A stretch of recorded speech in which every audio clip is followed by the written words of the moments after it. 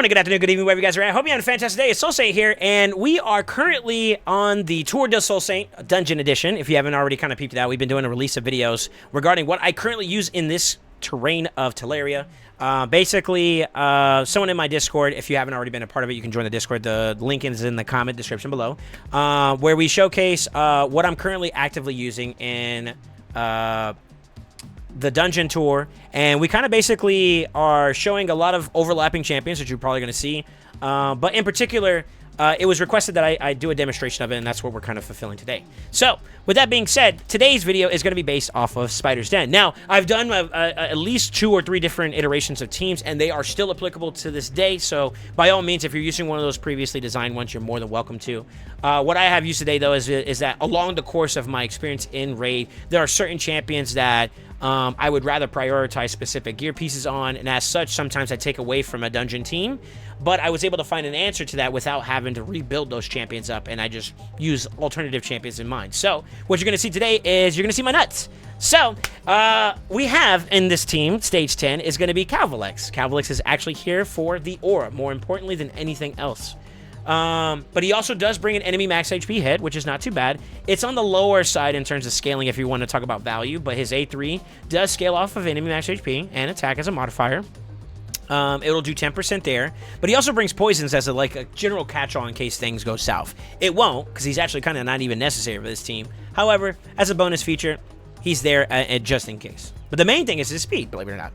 And then we have our 2 Newts. Newt number 1 and Newt number 2. They are our enemy max HP hitters here.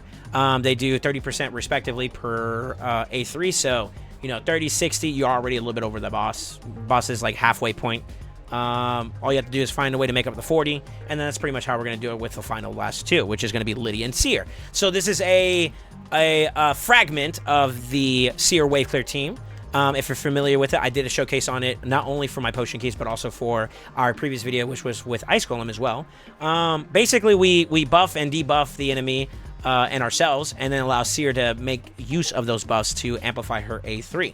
So I'm going to show you a quick little demonstration of the stats and what we kind of aim for in terms of this. Now, keep in mind, I am a much more progressed account, but it's not required for you to hit the absolute exactness of these stats, and I'll just kind of explain where these champions are designed for and where they're intended towards, and why their stats are reminiscent of where they are currently. So, with that being said, Calvalex, he is a 231 speed champion currently. Keep in mind, we do have an aura. He has crit capped damage with 260 crit damage, as well as like 4.9, almost 5k if you round it up. Attack, which is his main modifier off of his abilities. He does have 357 accuracy. I think for the sake of most content when it comes to hard dungeons, you're roughly around 345, I think is the magic number. Give or take maybe a little bit depending on certain exceptions to the rules. Now, with that being said, we do have G-Nuts who are built intentionally for Fire Knight. That's their main stat requirement section that we haven't built out towards. But they are going at 264 and 265. Keep in mind that we are in the dungeon preview page, so it is taking my stats from Spider area bonuses. So their actual base stats or total stats they have with just gear alone, if you're not including area bonuses, is a little bit lower. I think, if memory serves me correctly, my G-Nuts are around like 255 and 254 respectively. But just that's pretty much where the extra stat load's coming from. But yeah, a solid number over 265, crit capped 329 and 324 and 349 respectively for each one of them, and of course as much defense as I can get, and then of course accuracy. I wanted them to be over a minimum of 345 for the sake of Fire Knight. Now, with that being said, they also help out in all the other areas of the game too, so no loss there, no foul. But that's the main stat grab, is you want to hit a minimum speed, make sure they're crit capped, as much crit damage and defense as possible for the punch of the A3, and the accuracy is for other areas of the game. Now, Lydia, in the same breath, is also 265 speed. She has crit cap damage, which is not relevant for the sake of Spider. The importance for her kit is... Oh, she's not crit cap. Sorry, I was looking at G-Nut. Her main focus is being 278, or I think add 20 or minus 20, she's about 258, so she's a little bit faster than the G-Nuts, with 345 or higher accuracy. We prioritize her A2 for the decreased defense and weaken, and the strength and increased speed, which is actually important. If you take in mind champions like my Seer, who is only 216 speed, the Spider's speed is 240, I believe, 245. If memory serves me correctly, at stage 10, we're actually going to go ahead and pull up the Hell Hades tool. It's called the Stages tool if you haven't been familiar with it. It gives you a little bit of a stat breakdown. It is 245 speed, so we want to be ahead of that. We want to kind of go ham, go home, and keep moving. But it also gives you like a breakdown. Like we said, we want 345 accuracy to match up against the resistance of the boss. And then, of course, if we're trying to resist at 435, not relevant in this case. We're trying to get our team ahead. And here's how we do it. Although that we see that she's slower, because Lydia is applying increased speed, which gives her everybody in the team 30% extra speed. In addition to the aura, that's how we get Seer ahead of the wave. So it's making do with a 200 speed or 200, like maybe a little bit over 200 base speed Seer. That's how we get her ahead of the fight without actually having to push 245 plus speed, you know? And the reason why is that the higher you go up in your builds in terms of stat demands like speed, it does affect the rest of your builds, you know? Like if you're trying to push high crit damage, which is what we want on someone like Seer, you know, the higher the speeds, the more something like that crit damage could get compromised. So finding a way to kind of manage that and using aura bonuses or the buffs that we get along the way in a fight kind of makes up for that deficit in terms of speed. And you're going to see that here shortly. Let's do a quick run and show you guys a little bit there. I'm going to do super race because I'm very confident this team is going to work and I need the silver anyways. But basically, we start with the opener, the spawn, which comes from the passive of the Scavig, as well as Calvalex putting up his D-bus. You saw that Lydia went first. A little bonus note here. I'm actually going to stop the run here.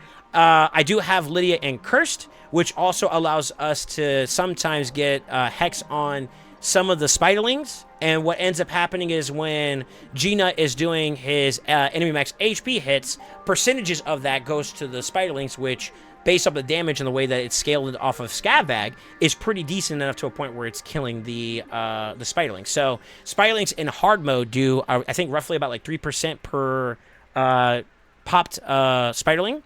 I will double check that just to make sure. I'm not sure if maybe they have it here somewhere. I believe it shows it here. Whenever a tainted Spiderling, which so the mini-ads, the minions, is 3% of her max HP. So keep that in mind that we do net maybe a little bit more. Now, mind you, we've only done, you know, a 30% enemy max HP hit. So why are we already over 50%? That's why. We caught a couple extra Spiderlings. I think at least like 2 or 3 of them we end up getting hit with the Hex damage, which was kind of nice. Not mandatory, but nice nevertheless. We're going to go ahead and let G-Nut do his extra 30% there, which puts him pretty much close to the end there. We do have Calvalex now going afterwards, which does another 10%, but it's not mandatory, and here's why. Seer, and the way she's built, is able to do pretty much everything you need to do. Her enemy max HP, I think, guarantees at least 10% of the boss's health already on its own, but then also one-tapping all the Spiderlings, and you take whatever total number of available Spiderlings, multiply that times 3, that's the damage that gets applied to the boss, and that's how we kind of one-shot it and tap it through.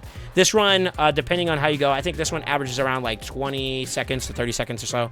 There's plenty of fast routines comps out there. It's just that I didn't want to build extra champions up, and I was like, these guys are already pre-built. Let me throw them in there and let magic happen, and that's what you're kind of seeing today. But yeah, a long, quick, short run of it. This is going to be what it looks like whenever it's fully done. Another thing to keep in mind, too, is that G-Nuts they have to, you know, short king that he is, has to kind of run up to the boss and hit him. And the animation time does take a little bit, so that kind of adds to the duration of the time limit of the boss. But roughly around like 20 seconds is what you kind of see there. I just make do with the fact that I have 2 nuts, and it kind of just goes from there. But yeah, that's pretty much the long and short of this team. Now, I am going to show you guys some of the builds here so you can kind of get a little bit of an idea of it.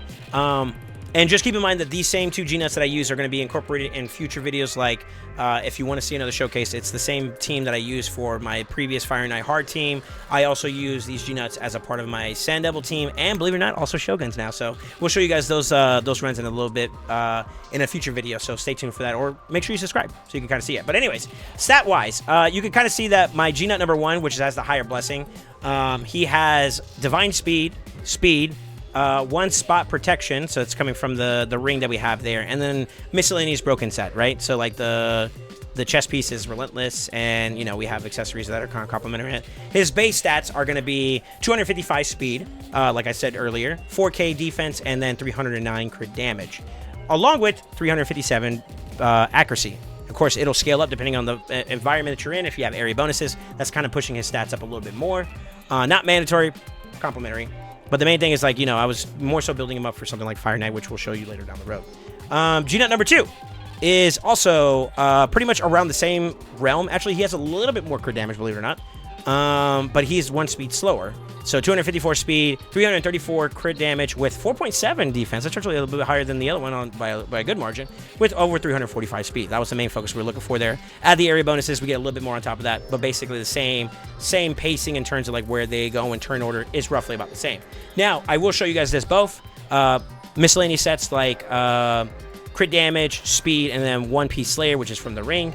Is what he's banking off of. But if you pay attention to my 2 G-Nuts, the faster one has Phantom Touch, which is designed intentionally for Fire Knight. But G-Nut number 2 is in Soul Reap, and that's just in case we are doing some of the later dungeons, in case we do come up short, which is no longer the case now. But before, as a catch-all or a general just-in-caser, we did have Soul Reap for being able to grab the last little bit of percentage that we may be missing out on, and that's kind of where his intention is. Now, the masteries for both G-Nuts are pretty much the same. We are going accuracy to kind of help complement getting that 345 stat, along with Lore Steel, which helps complement with these variable sets that you see in play. We do have Evil Eye and Arcane Celerity to help out with turn meter, boosting, reduction, and whatnot in all areas of the game, but more importantly, Fire Knight.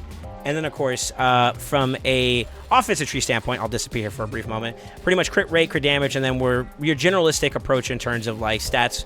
We're not taking damage, so Heart of Glory doesn't hurt there. You know, we are going against some enemies where we may end up hitting them when they're under 40%. And then, of course, targets that have higher HP, we're typically going against nothing but high-end champions, so that's normal, you know. And then, of course, since he is a triple hitter on his A3 and his A1 Giant Slayer, it's nice little complementary damage on top of that. So that's kind of the builds for the G-Nuts. Lydia, much like our previous video, which showcased the Ice Golem team, she's in the exact same build. It's the exact same Lydia. I only have one. You can only have one. And she's pretty much designed the exact same way. The curse set with the speed and the accuracy in mind. She does have cruelty, which helps complement getting the damage. The enemies that we're going to be doing damage to, their defense down a little bit more, so it's just complementary to that. And that's also kind of been designed for my Hydra team too as well. So you kind of get an idea that same seer I use for the Wave Clear team on both the Potion Keep as well as my Ice Golem team. Exact same premise. She's the exact same seer. The only one I got. I'm waiting for my last one that I can get. If I get a duplicate of her, I'm going to +4 this seer, and she'll be in her prime. She'll be hitting her stride. So that'd be kind of cool there. But yeah, that's pretty much the concept of the team there. Calvalex is the last one here, and he's also kind of designed a little bit. I think I had him for miscellaneous content maybe in Sin City when I last rebuilt him, but he is in Savage with a broken set afterwards with some miscellaneous accessories, which are not even plussed up all the way, as you can obviously see, so I can probably get a little bit more crit damage, but I don't really care. So I'm not really building him up that crazily, but the idea was to hit him within a decent amount of speed so that he can actually get in the fight to do maybe, you know, 10% if we needed it.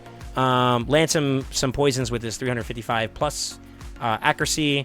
But the main focus for him in this, which is easily replaceable by anybody else that may have a better aura or an equivalent aura, is the speed aura that we get from him. No blessings on him, but he is designed for Hell Smasher, since we do have a Savage set, and of course the accuracy stat lineup. Very similar to a lot of your traditional style teams. Also, you know, Lore Steel and all these other, you know, it's the same thing. It's the same thing. You kind of get an idea at this point, but pretty much that's the build. That's the build for the Spider team. You guys let me know. What kind of teams are you guys using? I won't lie. I do have access to some teams, and I did showcase some variable teams like Poison Explosion / HP Burn Explosion, which I think is one of the teams I was considering using. I thought about going just hardcore enemy max HP route, which is kind of where this build kind of came into fruition.